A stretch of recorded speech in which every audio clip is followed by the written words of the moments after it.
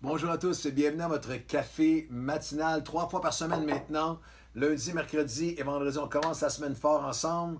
Journée de prière, souvent avec mon épouse en plein milieu de la semaine. Et avant le week-end, on va vous donner quelque chose de solide pour passer la fin de semaine. Et vous pouvez aller chercher tous ces podcasts, sont toujours là en ligne. J'aimerais vous encourager aujourd'hui. Nous allons prier avec Jésus. Nous regardons ensemble à Jean chapitre 16 et 17.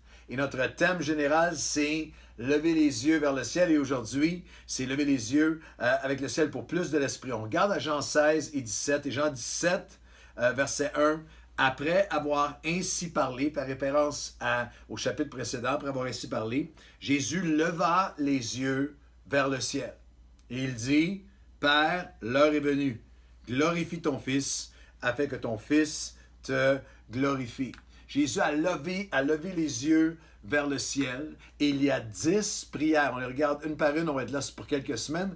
Il y a 10 prières très concrètes, très pratiques, très applicables pour nous aujourd'hui qui sont trouvées dans l'évangile de Jean au 16e chapitre. Et on les regarde ensemble.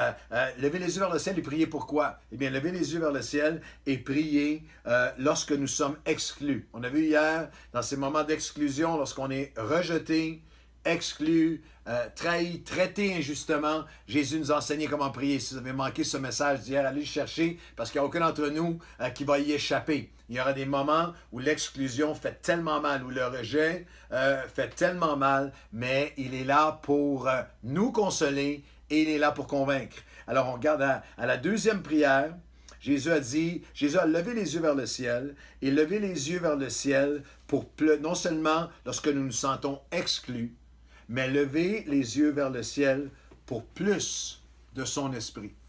Jésus, les 3 ans avec les disciples, à voir le miraculeux, à marcher avec lui, on est bien conscient en lisant la chronologie des évangiles, lorsqu'on les met ensemble, lorsqu'on fait le collage ensemble, que même vers la toute fin, dans Jean 16 et 17, avant arrestation, procès, crucifixion, résurrection, que les disciples ne comprenaient pas pleinement la mission que Jésus avait sur terre. Certains d'entre eux, ils voyaient un royaume terrestre, ils voyaient, et Jésus leur dira quelque chose qui les surprend.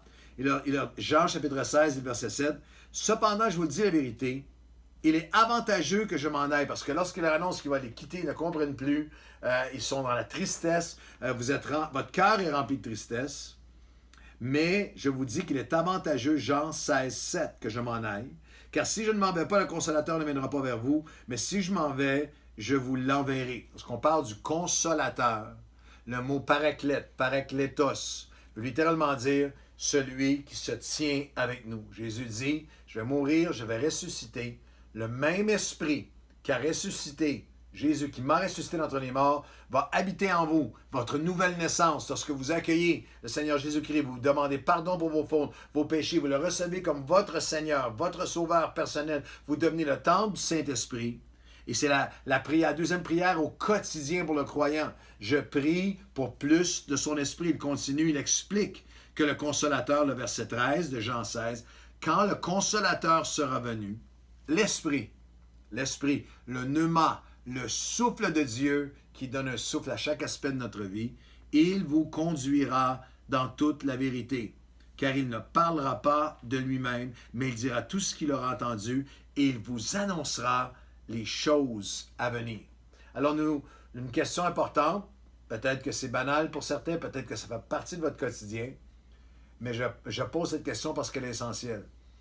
Est-ce que vous priez à chaque jour simplement, Seigneur, je lève les yeux vers le ciel et je te demande plus de ton esprit aujourd'hui.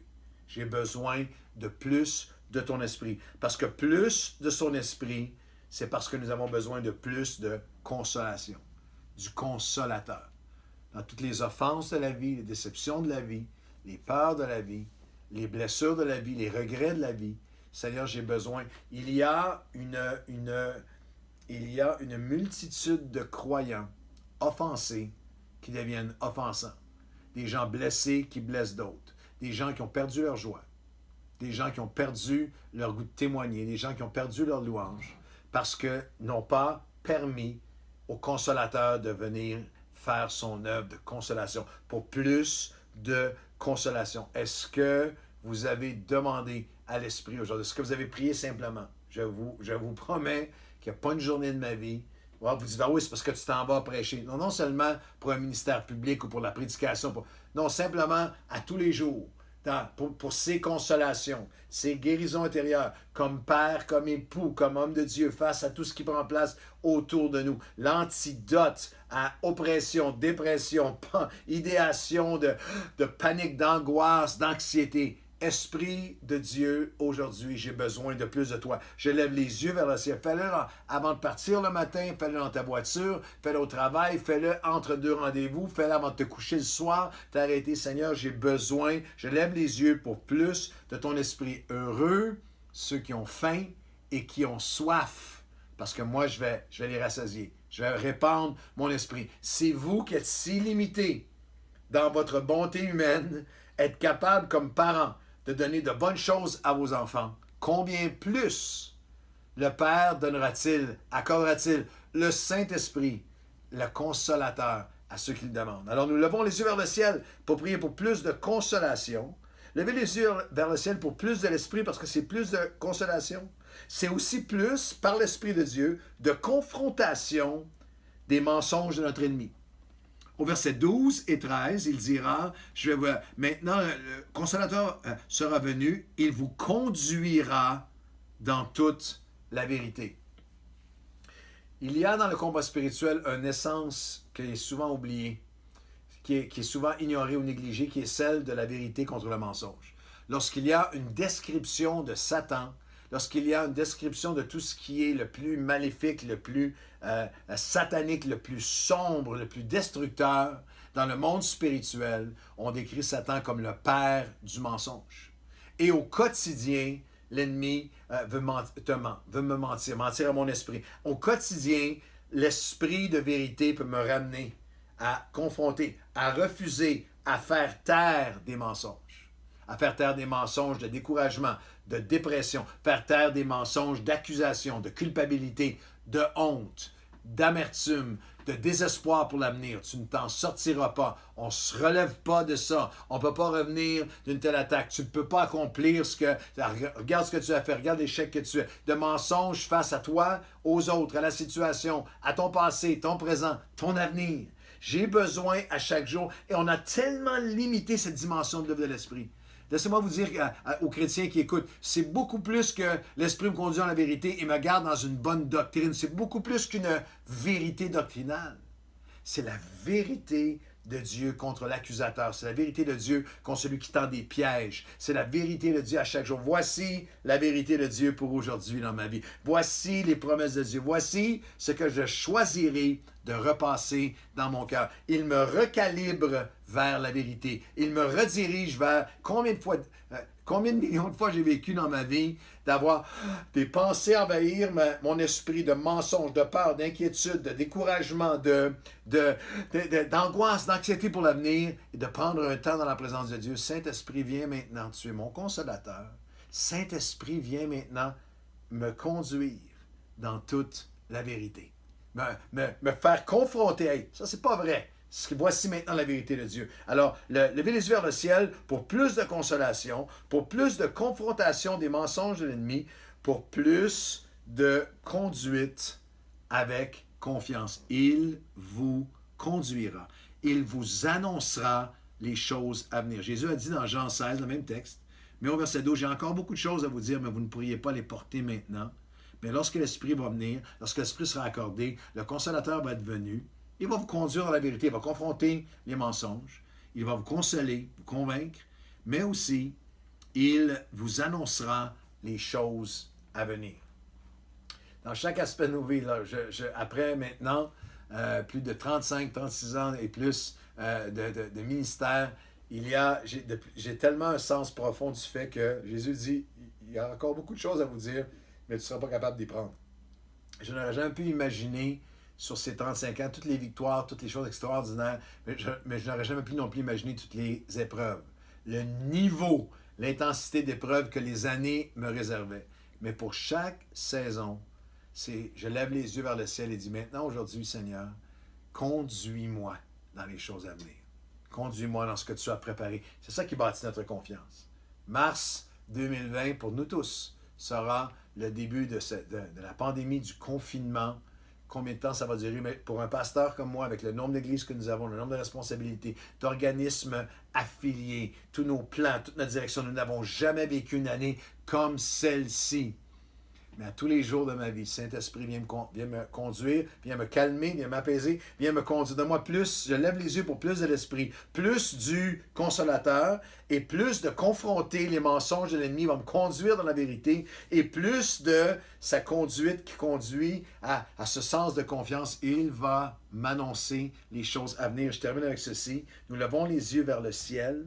Parce que lorsque je lève les yeux vers le ciel, c'est pour plus de son esprit et plus de communication du caractère du Père. Le verset 14, il parle de l'esprit.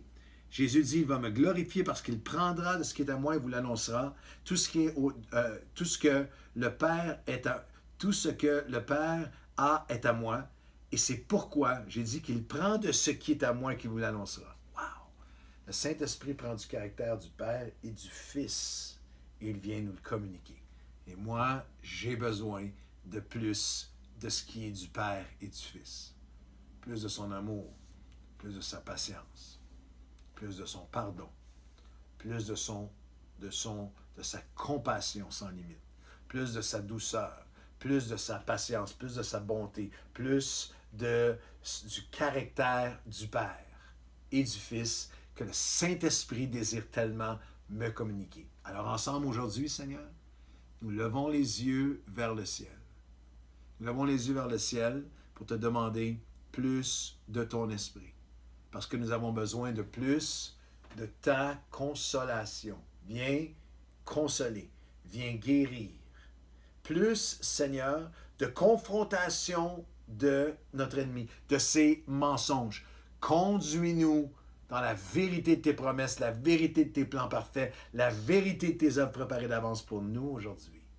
Plus de ta conduite qui amène un sens de confiance. Il nous annoncera les choses à venir et tu tiens tout parfaitement entre tes mains et tu as une connaissance parfaite de ce qui va prendre place et tu vas nous conduire dans les choses à venir et plus de la communication du caractère du Père. Le Saint-Esprit prendra de ce qui est du Fils et du Père et il nous le communiquera. Oh mon Dieu, nous avons besoin. Viens nous communiquer le caractère de Dieu le Père et de Dieu le Fils de manière concrète, tangible, dans mes paroles, mes pensées, mes actions, mes motivations.